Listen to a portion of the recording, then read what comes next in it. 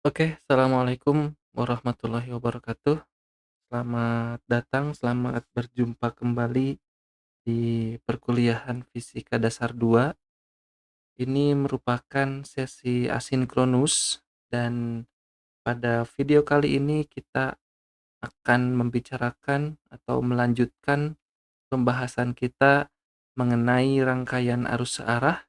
Kita telah sampai pada bagian 2 dan di bagian 2 ini kita akan berbicara lebih jauh tentang energi dan daya listrik. Kita mulai dengan sejumlah pertanyaan dan nanti di bagian akhir seperti biasa kita akan memunculkan atau menunjukkan pertanyaan kunci yang akan kita jawab pada pertemuan hari ini. Sebagai awalan, di sini disajikan rangkaian listrik sederhana yang terdiri dari baterai, kemudian kawat dan beban. Dan bebannya itu dalam rangkaian ini ada 2 lampu yang identik. Ketika kita ditanya arah arus yang mengalir pada rangkaian ini, dilihat ya di sini sudah diberikan tandanya, bahkan di sini ada plus, ini minus. Dan seperti yang telah kita bicarakan sebelumnya bahwa arus listrik itu mengalir dari potensial yang tinggi, dari positif menuju potensial yang rendah. Di ini arah arusnya ke sana, kemudian nanti ke sini gitu. Jadi kalau kita diminta untuk menjawab kemana arah arusnya, berarti dari yang positif ke negatif. Dari kutub positif baterai menuju kutub negatif baterai. Pertanyaan kedua, manakah yang lebih terang nyalanya apabila dua lampu tersebut identik? Di sini sudah ada keterangan ya, identical bulbs. Jadi mana yang lebih terang? Karena identik dan ini rangkaiannya seri, jadi ada dua ini ya, ini identik kemudian rangkaiannya juga ini seri. Jadi kita akan bisa dengan mudah menjawab bahwa keduanya itu sama terang karena identik. Pertanyaan selanjutnya, apakah setelah melewati lampu A sebagian arusnya terpakai atau digunakan eh, untuk memanaskan resistor atau menyalakan lampu? Apakah si arusnya itu seperti yang kemarin ya, arus itu mengalir kan sebenarnya kalau kita lihat secara mikroskopik itu kan adanya gerakan elektron. Kalau kita minta untuk menjawab apakah si elektronnya itu berubah gitu ya menjadi nyala lampu, artinya si elektronnya bertransformasi menjadi cahaya seperti itu, atau ya setelah melewati ini tuh si elektronnya tuh sebagiannya tuh terpakai atau digunakan oleh si A itu untuk menyalakan lampu atau memanaskan resistor ya dalam hal ini? Tentu jawabannya tidak. Itu ya kemarin kita sudah bicarakan panjang lebar bahwa si elektron itu eh, hanya lewat hanya lewat saja. Apakah perubahan energi yang terjadi pada peristiwa nyalanya lampu? Nah, ini sudah kita ketahui jawabannya. Kenapa si lampunya bisa menyala? Karena ada energi listrik. Sederhananya seperti itu. Elis ya, itu yang berubah menjadi dua hal sebenarnya. Ada energi cahaya dan energi kalor. Nah, kalau kita runut ke belakang dari mana energi listrik ini berasal, tentu dari energi kimia baterai. Energi kimia berubah menjadi energi listriknya berubah atau terkonversi menjadi energi cahaya dan energi kalor. Nah, oke, berapa atau bukan berapa ya ini? Bagaimana mengetahui gitu ya. Bagaimana ya? Ini bagaimana mengetahui besar energi listrik yang dimiliki atau dipancarkan tiap lampu. Nah, ini pertanyaan yang akan kita simpan dulu, yang akan kita jawab pada slide-slide selanjutnya. Jadi yang jelas di slide pertama ini kita dihantarkan pada mulai dari pemahaman arah arusnya kemana nih, gitu ya. Kemudian mana yang lebih terang kalau keduanya identik. Kemudian kenapa atau mekanisme yang terjadi ketika lampunya menyala itu seperti apa? Apakah sebagian arus yang artinya juga sebagian elektronnya itu terpakai atau bahkan nanti mungkin apa, hilang, lenyap ya, berubah menjadi sesuatu yang lain, katakanlah dalam bentuk cahaya atau seperti apa. Oke.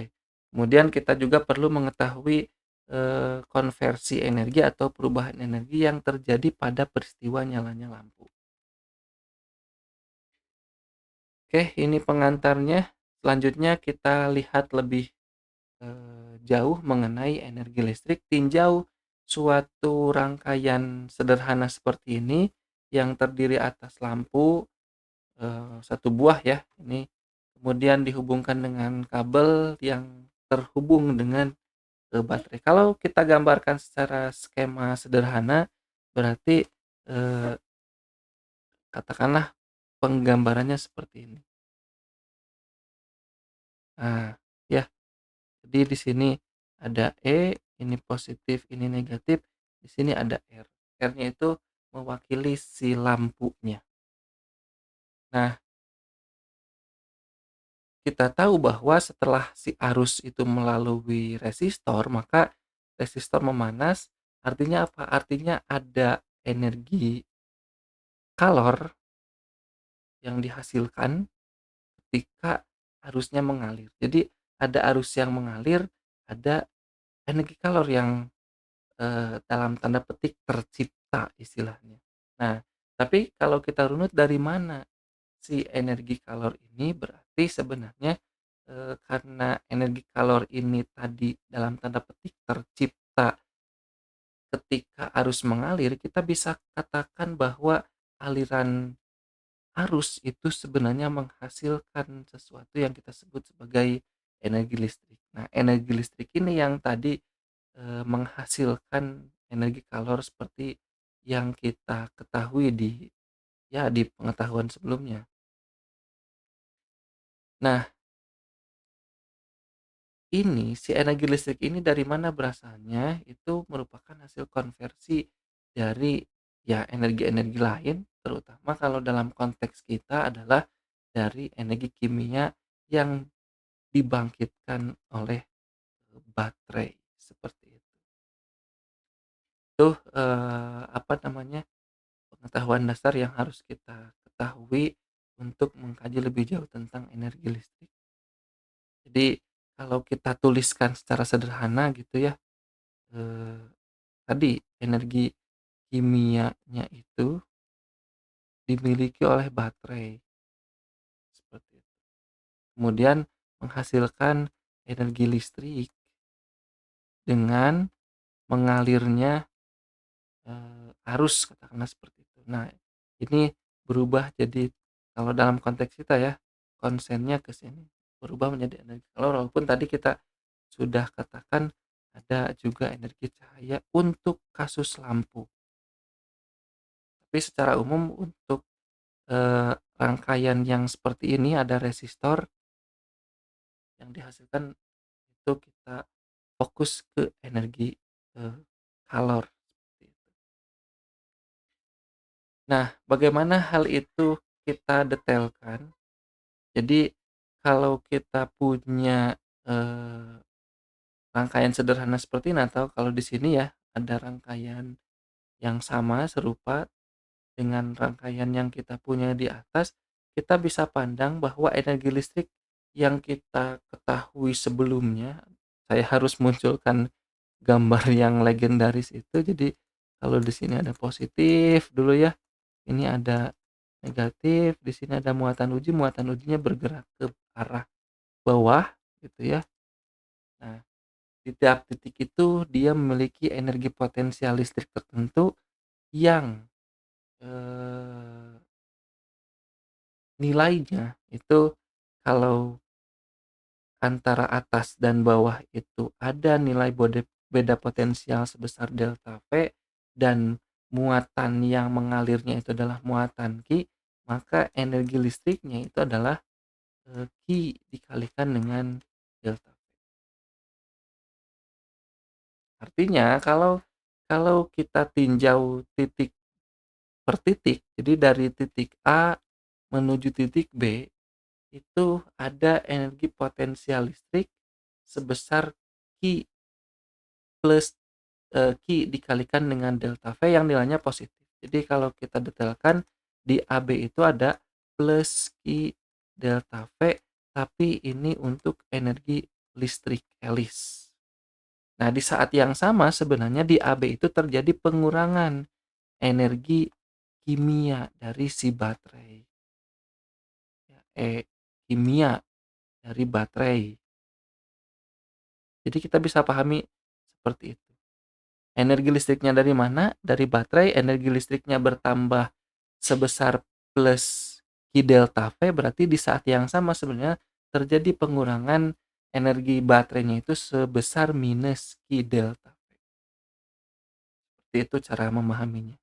Nah, positif ya, karena ini dari penjelasan kita sebelumnya, ini dari potensial rendah ke potensial tinggi terjadi eh, kenaikan eh, energi potensial. Nah, kita akan abaikan seperti biasa di proses yang ini karena R kawat ya, atau kita tulisnya di sini sini saja nih, kan nyambung. R kawat itu jauh lebih kecil daripada R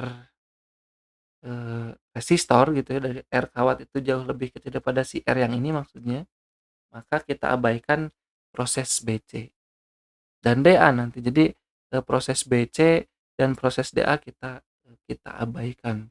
Walaupun di sana sebenarnya ada yang terjadi sebenarnya.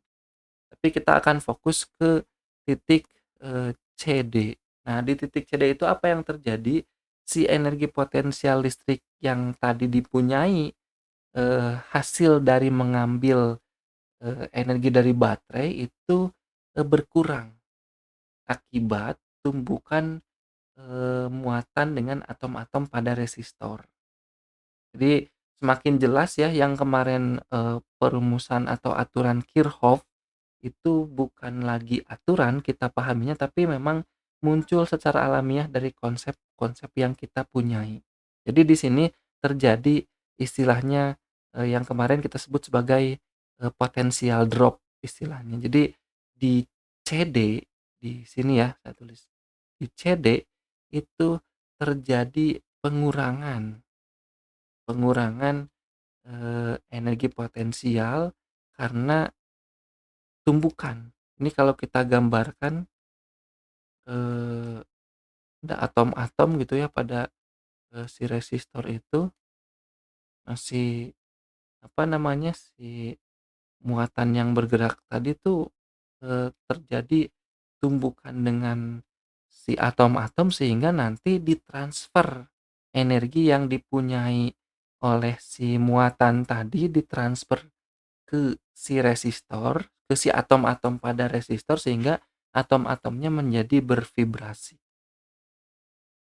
Jadi katakanlah gitu ya di titik CD itu terjadi eh, apa yang kita sebut sebagai si energi listriknya itu berkurang Q delta V, ini Elis, terus terjadi penjumlahan atau kenaikan sebesar Q delta V yang dipunyai oleh E In boleh ya, In yang kita sebut sebagai energi internal si resistor.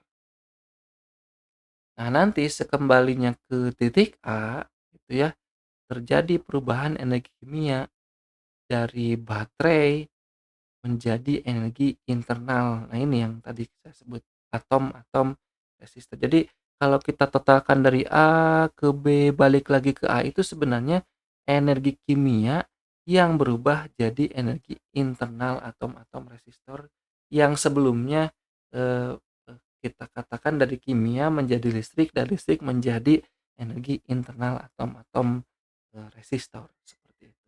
Mekanisme yang terjadi ini menguatkan kembali apa yang kita pahami di pembicaraan sebelumnya dan ini lebih, menjelaskan kepada kita bagaimana yang terjadi, eee, pada tiap perjalanan istilahnya seperti itu.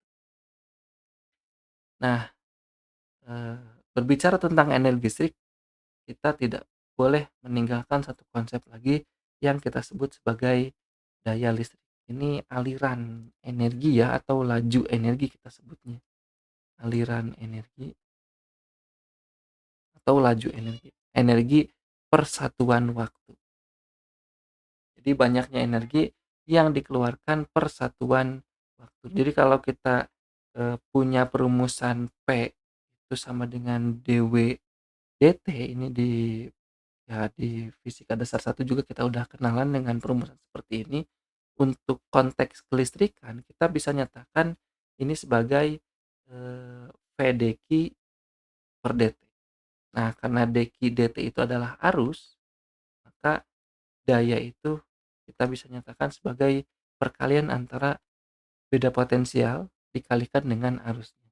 Satuan daya itu joule per sekon atau watt ya kita istilahnya atau volt ampere sama aja. Artinya kalau ada sebuah lampu kita biasanya kan men mencirikan atau mengidentifikasi si lampu itu kan dari dayanya. Jadi misal ini lampu 15 watt gitu ya. Ada lampu lain 30 watt. Apa artinya? Bagaimana cara kita membaca 15 watt dan 30 watt? Artinya kalau ada daya lampu 15 watt, kita bisa pandang bahwa dia mengeluarkan energi sebesar 15 joule tiap detik.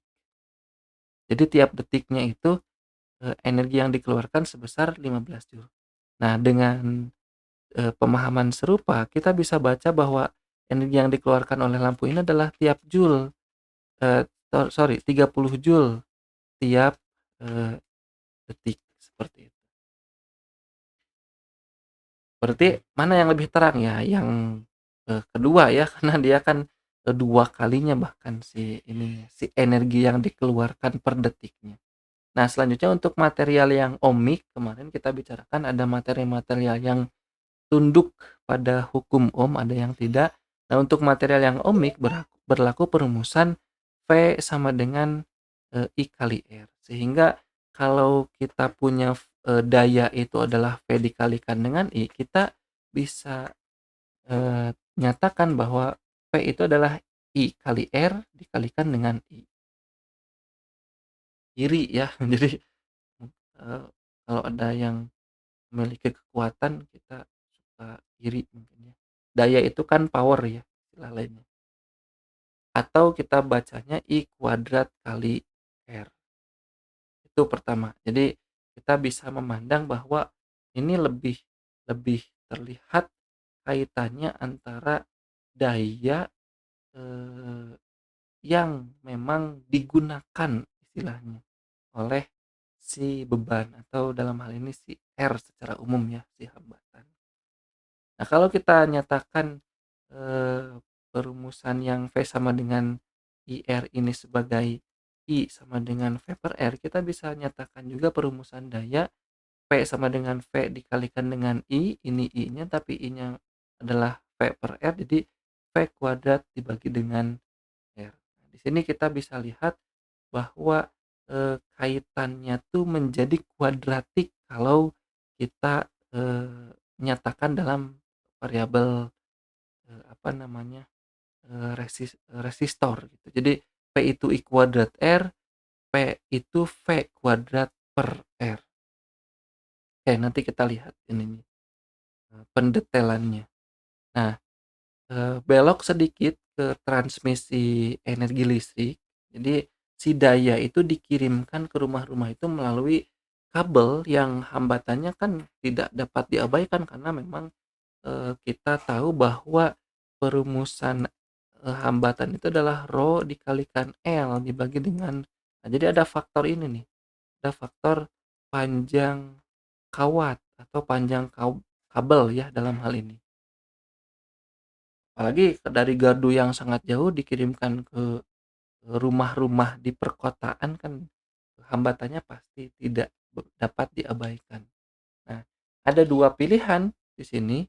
Jadi energi itu dikirim, eee sebelum ke sini ya, kita coba sketsakan dulu. Jadi maksud saya kalau kita, mau mengirimkan suatu energi atau daya lah katakanlah ya, P itu kan V dikalikan dengan I. Kalau ingin mengirimkan daya yang sangat besar, jadi P yang besar itu pilihannya 2 antara V-nya yang besar gitu ya, eee, atau I-nya yang besar. Jadi untuk daya sekian, maksud saya seperti ini, ya kita angkakanlah biar kebayang, 10 itu kan bisa 5 kali 2 atau kita tukar 2 kali 5, itu maksudnya. Jadi, eee, saya ingin mengirimkan, daya sekian itu kan perkalian antara V dengan I. Kita akan dihadapkan pada pilihan ini, nilai V dan I-nya itu mana yang lebih besar. Nah, ternyata energi itu dikirim dalam arus yang kecil. Artinya kalau I-nya kecil, nanti V-nya yang, besar. Jadi arus kecil dengan tegangan yang tinggi. Kenapa? Agar daya yang diserap oleh kawat relatif kecil karena kita tahu perumusan di yang sebelumnya P itu I kuadrat kali R, seperti itu. Jadi I-nya itu harus sekecil-kecilnya, ini dikuadratkan, jadi, eee, ya bentuknya kuadratik gitu ya, dikalikan dengan R, itulah daya yang, tergerus sepanjang, perjalanan si transmisi, daya listrik seperti itu. Jadi tidak apa namanya, tidak dinyatakan dalam, arus yang sangat besar. Nanti kalau arusnya besar, nanti daya yang diserapnya jauh lebih besar juga, apalagi ini bentuknya kuadratik. Maka muncul, istilah, saluran udara tegangan tinggi. Jadi, dari gardu itu, ada nanti kita belajar ada trafo istilahnya, yang berfungsi untuk menaikkan dan, menurunkan tegangan. Jadi dinaikkan dulu tegangannya. Nanti berarti kalau tegangannya tinggi arusnya nanti kecil, nah pas nyampe ke rumah-rumah itu, diubah tegangannya diturunkan gitu ya. Makanya nanti sampai ke rumah-rumah dalam tegangan yang seperti kita ketahui nilainya 220 volt atau 240 volt seperti itu. Oke, ini, materinya singkatnya seperti ini. Kita akan lebih banyak eksplorasi di sejumlah contoh yang ada. Yang pertama, kita diminta untuk menghitung energi yang disuplai pada setrika yang ini 300 watt itu berarti dayanya yang digunakan selama, 15 menit. Kita konversi ini ke detik seharusnya, tapi karena nilainya nanti secara, praktis itu dinyatakan dalam, WH, kita sebutnya watt hour. Jadi, atau bahkan di perumusan atau di perhitungan, meteran-meteran listrik itu dalam kilowatt hour. Jadi tidak mengapa nanti kita nyatakan energinya dalam, ini si waktunya maksudnya dalam dalam jam, katakanlah seperti itu. Kecuali nanti ini eksplisit energinya harus dalam joule, berarti yang ini harus dalam SI, yaitu detik. Nah, seperti itu. Jadi kalau kita diminta untuk menentukan energinya, tadi W ya sama dengan P dikalikan dengan T atau E boleh, itu ya boleh E, boleh W, P-nya itu 300 watt dikalikan dengan T-nya itu 0,25 jam ya, seperempat jam kan 15 menit ya, atau kita peroleh ini 75 eh, watt jam atau WH, atau eh, ya ini misal nilainya seperti ini. Kalau kita nyatakan ini dalam joule berarti W sama dengan P dikalikan dengan T, ini tetap 300 joule per second. Watt itu tuh, sorry, ini kelebihan nolnya, 300 apa? 300 joule per second dikalikan dengan ini. Kita harus konversi ini menjadi detik. Jadi 1 menit itu kan 60 sekon. Berarti 15 menit itu 15 kali 60 sekon. Jadi ini 15 kali 60 sekon. Jadi sekonnya dicoret sehingga sisanya joule. Nah, ini ada nanti nilai nilai ininya apa? Nilainya setelah ya teman-teman nanti kalikan sendiri. Oke, gitu. Atau yang ini misal dinyatakan secara praktis tadi ya dalam kilowatt hour, berarti ini dibagi 1000. Jadi 75 per 1000 kWh atau 0,075 kWh. Jadi memang ini nilai yang cukup kecil, makanya perhitungan pembayaran listrik itu kan dihitung per bulan. Kalau zaman dulu yang meteran-meteran tradisional. Jadi dicatat oleh petugas PLN gitu ya, biasanya berapa berapa kWh yang dikonsumsi dalam waktu 1 bulan, seperti itu. Dengan biaya misal per kWh-nya sekian rupiah, kita bisa mengetahui berapa eee, biaya yang harus kita keluarkan. Oke, ini contoh pertama. Yang kedua, kita diminta untuk menentukan arus dan daya pada tiap resistor. Di sini ada rangkaian yang terdiri dari 3 resistor, ini katakanlah R1, ini R2, ini R3, ini kita sebut E1, ini kita sebut E2. Nanti berarti kita harus mencari, kalau diminta untuk menentukan arus berarti I1-nya berapa, I2-nya berapa, I3-nya berapa. Lumayan ya ini pekerjaannya karena banyak yang ditanyakan. Dan daya pada tiap resistor nanti berarti P1 untuk yang resistor 1 ya, kemudian P2 dan P3. Tapi memang ini eh, kita harus tahu dulu nilainya karena P itu kan per definisi tadi I kuadrat dikalikan dengan R. Jadi kita harus tahu dulu nilai I-nya. Nah, ini kita akan gunakan apa namanya, kaidah itu yang hukum Kirchhoff itu dengan pertama-tama menentukan, katakanlah ini titik A gitu ya, ini titik B. Jadi di tiap komponen ini biasanya B-nya di ujung sini, tapi karena ini ada 2 komponen kita pisahkan. Ini titik C, boleh seperti itu ya. Ini titik atau di tengah lah ya, di tengah biar biar nitikinnya sekalian. Bisa aja sih di yang tadi sama aja, tapi akan lebih enak kalau kita mulai dari sini. Jadi nah, jadi titik ini memang ada titik, kalau tadi kan titik C, ini saya mau nitikin lagi di sini tapi nggak ada komponen, berarti kan kita skip. Kalau di tengah itu bakal kena A, B, C, udah di bawah itu tidak perlu ada titik lagi karena si yang bawah ini itu kita masukkan ke rentang atau perjalanan yang CA.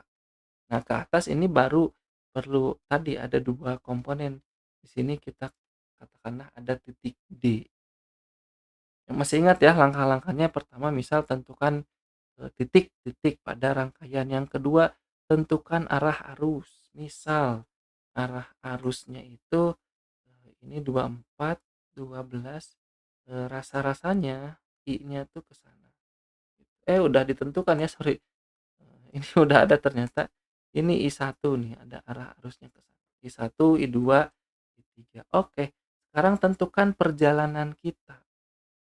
Jadi, perjalanan kita itu adalah kalau ini ya, jadi A, B, C, A misal. Ini kalau yang ini nih. Nah gitu. Kita sebut ini loop 1 gitu ya, loop biar terbiasa. Loop 1. Nah, terus ini ya, terus loop 2-nya itu berarti perjalanan yang ke atas. A, B, boleh ya seperti A, B, C, D, A. Ini loop 2. Di A, B, C, D, A. Lihat di sini nanti perjalanan kita akan, yang kemarin kita sebut anti mainstream atau melawan arus ya, karena perjalanannya ke sana. Oke, kita detailkan, ya udah tentukan titik, udah ada arah arusnya, udah ada perjalanannya, berarti kita gunakan hukum 2 Kirchhoff. Maaf ya, licin. Misal yang ini, perjalanan dari A ke B ke C, sorry, A ke B ke C, balik lagi ke yang atas ya. Ini ke yang bawah, sorry, delta V A B C A itu pasti sama dengan nol. Yang kita tulis di sini delta V A B ditambah delta V B C ditambah delta V C D sama dengan di AB itu ada E dan ini positif, ini sorry, ini negatif, ini positif, berarti plus E2. Ini naik potensialnya. Kemudian digunakan oleh si resistor, berarti ini minus, I2 dikalikan dengan 12 gitu ya, simpelnya. Dikurangi juga dengan ditambah dulu nggak apa-apa, ditambah biar sama tandanya ya. Ditambah minus I3 dikalikan dengan R3 sama dengan nol. E2-nya itu 12 volt ya. Ini langsung kita kurangi 12 I2, ini kita langsung kurangi jadi 16 I3 sama dengan nol, atau kita bisa nyatakan ini sebagai, bagi bagi berapa ya? Bagi 2 6, bagi 3 itu nggak bisa ya, bagi 4, bagi 4, bagi 4 semua ruas, atau saya tuliskan lah, ini semua ruas kita bagi 4 gitu ya, biar angkanya, kecil. Sehingga kita bisa tulis ini jadi 3 I2 ditambah dengan 4 I3 sama dengan 3. Ini kita simpan jadi persamaan. Jadi dari perjalanan pertama kita peroleh persamaan. Oke, ini nanti mudah-mudahan bisa lebih cepat karena makin sini makin terbiasa. Di perjalanan yang kedua, yang ini berarti delta V, A, B, C, D, A itu akan sama dengan nol. Jadi delta VAB ini nanti bisa kita skip lah ya penulisan ininya. Delta VAB tambah delta VBC tambah delta VDA tambah CD dulu ya. Delta VCD tambah delta VDA sama dengan nol. Ini tadi 12 langsung ya. Ini 12. Ini juga minus 12 I2, kemudian ini jadi plus. Lihat ya yang perjalanan CD, karena perjalanannya ke sana harusnya ke sini berlawanan sehingga ini jadi plus. Plus apa? Plus 28 I1. Karena kan gini, ini negatif, positif, kalau dulu kita ada tandanya di sini, ini positif gitu ya, ini negatif. Karena kan dari dari kiri ke kanan itu kan, ini naik potensialnya seperti yang tadi ya, saya tunjukkan ulang biar kelihatan atau biar makin paham. Ini positif, ini negatif, tadi kita dalilkan di sini kan dipakai energinya oleh resistor, jadi turun energi potensial listriknya, ini positif, ini negatif. Lihat aja dari simbol ini. Nah, ini pun sama. Jadi kalau kita tentang, kalau perjalanan kita itu dari C ke D, itu kan kita kayak nanjak lah istilahnya. Dari negatif ke positif makanya plus 28I1.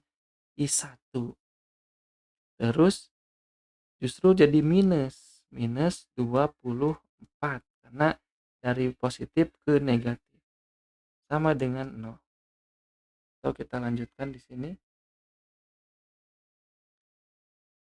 kita bisa bagi dengan berapa? Atau proses dulu ya yang ini.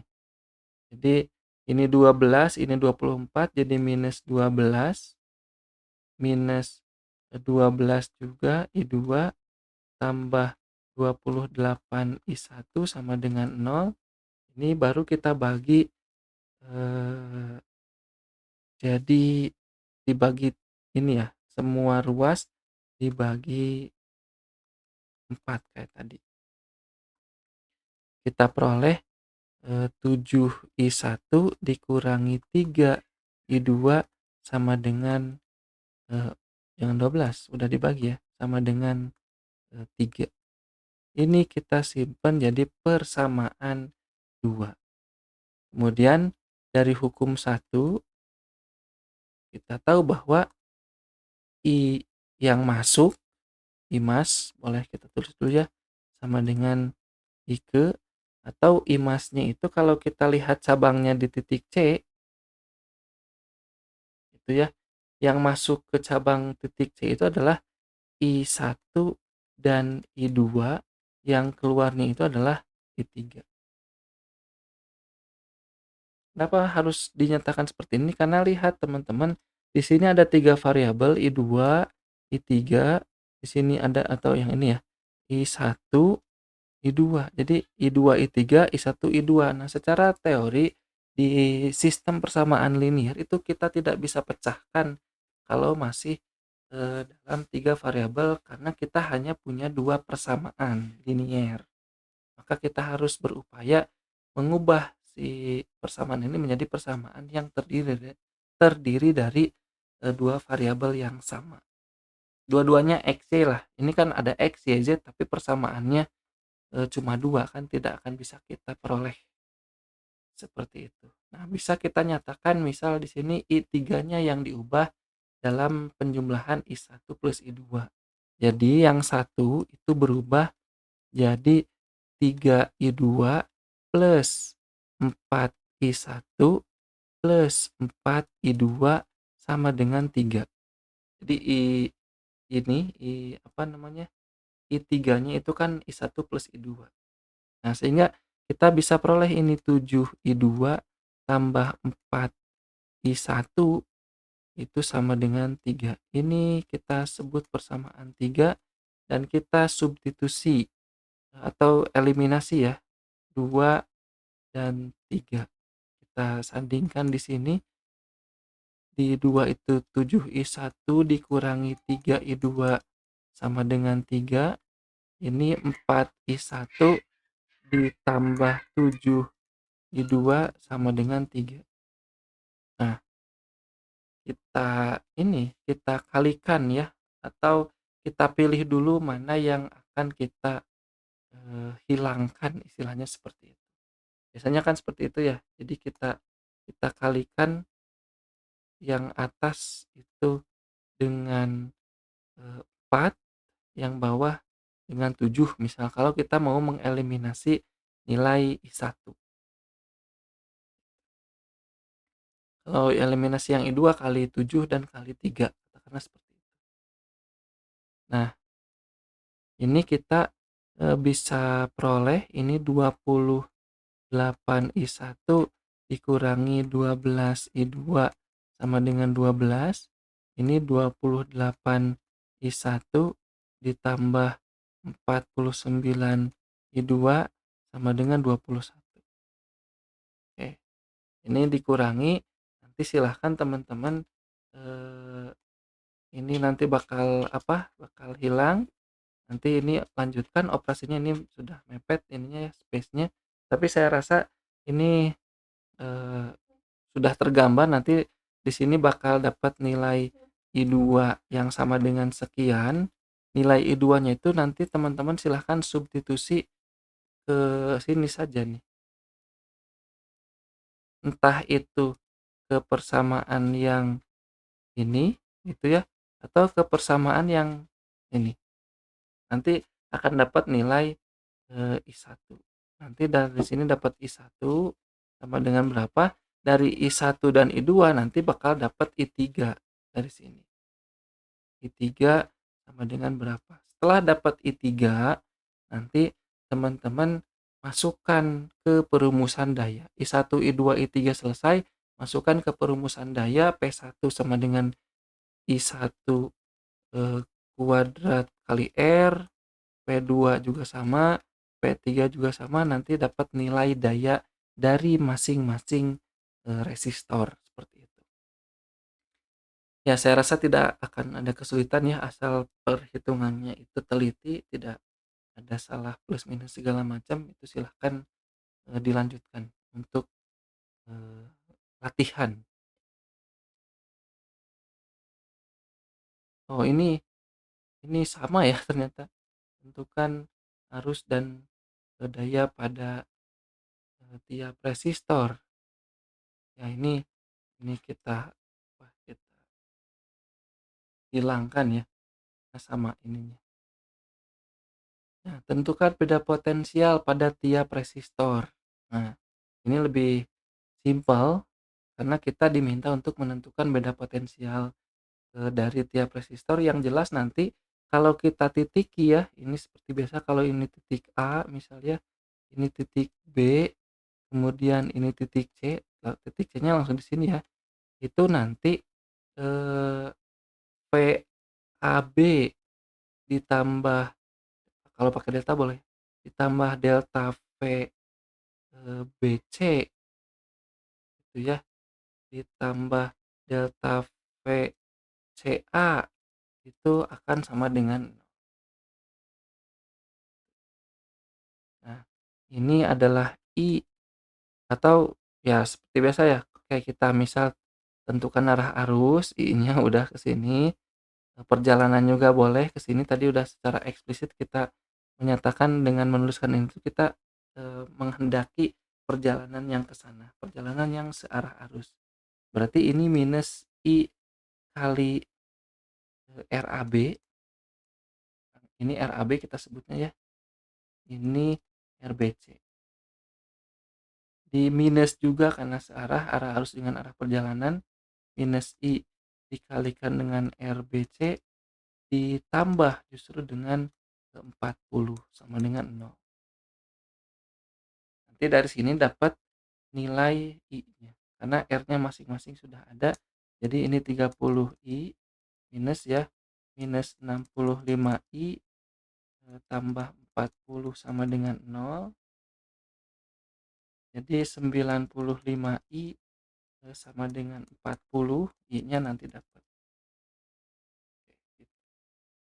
Nah, I-nya sudah dapat, nanti masukkan ke ini yang tadi delta VAB. Jadi delta VAB sama dengan I dikalikan dengan RAB. Terus delta VBC sama dengan I dikalikan dengan RBC. Ini kalau nggak usah tanda negatif positif karena kan ini negatif positif itu dari perjalanan kita. Kalau ini kan dari perumusannya V itu I kali R. Jadi Nanti dapat I-nya, sesudah dapat I-nya, oke, tinggal kita masukkan ke sini dapat nilai beda potensial dari masing-masing. Oke, urutkan daya listrik dari yang terbesar ke yang terkecil. Ada variabel V dan R, berarti kita gunakan rumus P sama dengan eh, P kuadrat per delta R, tapi kalau ini konteksnya itu delta V, berarti delta V kuadrat, atau bolehlah ini nih tulis secara sederhana dulu P kuadrat per R, ini generalnya maksudnya. Jadi PA itu adalah delta V kuadrat per R. Jadi PB sorry, 2 delta V kuadrat per R. Ini bakal jadi 4 delta V kuadrat per R. Kelihatan ya mana mana yang lebih besar antara A dan B. Dilanjutkan dengan yang PC, berarti delta V kuadrat per 2R, berarti ini setengah dari delta V kuadrat per R. Nah, ini 1, ini 4, ini setengah. PD sama dengan delta V kuadrat per setengah R, atau ini 2 delta V kuadrat per R. Lihat fokusnya ke sini, delta V kuadrat per R, delta V kuadrat per R, delta V kuadrat per R, ini kuadrat ya. Berarti ini delta V kuadrat per R. Nanti teman-teman bisa mengurutkannya. Nah, oke, ini yang 2 pertanyaan terakhir ini silahkan dijawab di forum diskusi. Jadi saya nanti buatkan aktivitas forum diskusi di sana. Silahkan teman-teman masing-masing menjawab berarti 2 pertanyaan ini gitu ya. Ini untuk kita jadikan activity completion di pertemuan asinkron kita hari ini. Nah, di sini secara sekilas saya jelaskan. Jadi karena ini ada 4 lampu yang dirangkai seperti ini, ada lampu A, B, C, dan D itu dipasang seri seperti ini nanti akan berbeda tingkat keterangannya atau tingkat kecerlangannya disebutnya. Jadi manakah, atau silahkan diurutkan mana lampu yang nyalanya paling terang ke lampu yang nyalanya paling redup.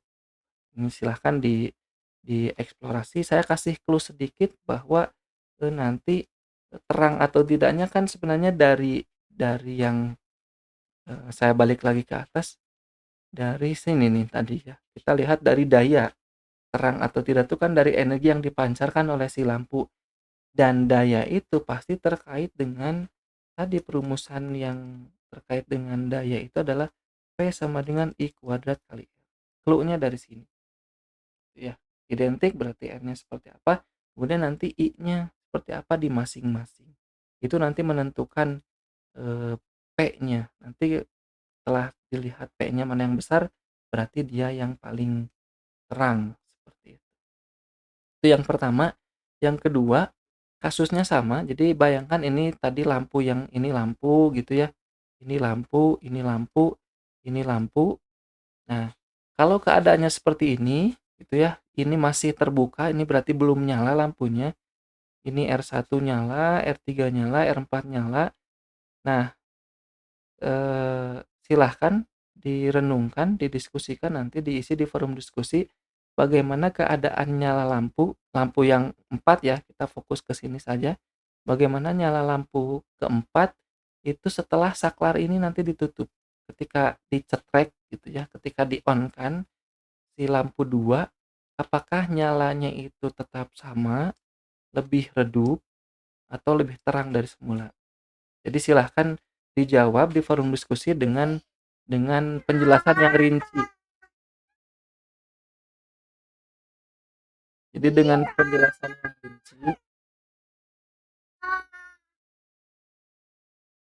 penjelasan yang rinci termasuk yang ini. Jadi ini tidak boleh dijawab apa namanya langsung urutan A B C D atau D B C A atau seperti apa. Tidak hanya mengetik urutan keterangan lampunya saja, tapi harus juga dengan penjelasan argumen yang, terperinci, seperti itu. Termasuk yang ini. Ini pun tidak boleh tetap sama, lebih redup, lebih terang, tidak boleh seperti itu, tapi dijelaskan, argumennya seperti apa. Itu mungkin sekian untuk sesi, ya video asinkronus untuk kali ini. Terima kasih, akhiri assalamualaikum warahmatullahi wabarakatuh.